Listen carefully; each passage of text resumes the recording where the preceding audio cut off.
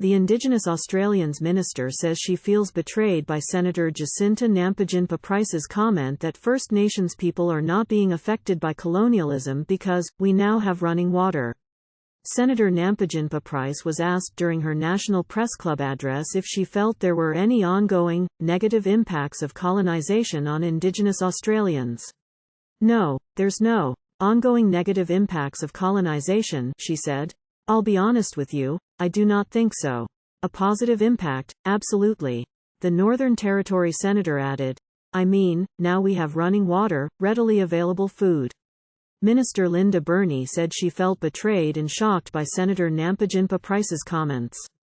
"The idea that colonization in any country where there's been a colonization process doesn't have long and far-reaching effects is simply wrong," she said. Ms. Burney took the opportunity to highlight issues that First Nations Australians face today that she hoped a yes referendum outcome would assist with. Life expectancy, education outcomes, overcrowding and incarceration rates, she said. "It is so important to recognize the full story of Australia." Ms. Burney said First Nations people she had spoken to after Senator Nampijinpa Price's comments said the remarks had made them feel distressed and disgusted. Australians will head to the polls on October 14 to vote to enshrine a constitutional voice to Parliament for Indigenous Australians. The voice would act as an advisory body on issues pertaining to First Nations people.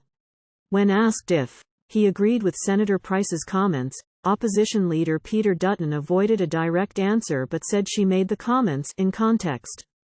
"She's a brave Indigenous woman, and we either accept that people have views, a broad range of views, or we don't," Mr. Dutton told Channel 9. "You've got somebody on display who had to stand up for what she believes in." When pressed on the life expectancy rate of Indigenous Australians being shorter than the rest of the country, Mr. Dutton said Senator Nampijinpa Price's view of First Nations Australians not being affected by colonialism should not be ignored. He then accused Ms. Burney, who is a Wiradjuri woman born in regional NSW, of having a capital city view. Speaking to New South Wales Premier Chris Minns while handing out yes pamphlets in Sydney, Ms. Burney described recent weeks as grueling. Whilst discussing the recent sitting weeks, Ms. Burney said she had been treated appallingly during a grueling week of Parliament, and had been the subject of racism and bullying. Both sides have called for the voice debate to remain respectful in the remaining 4 weeks before Australians vote on the proposed constitutional amendment. "In recent months, my office, social media and email accounts have been inundated with racist abuse," Ms. Burney said in a statement.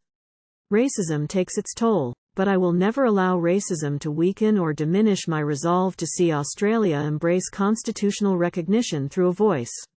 My message to Aboriginal and Torres Strait Islander people who are experiencing racism is this: hold your head high, be proud of your identity and who you are.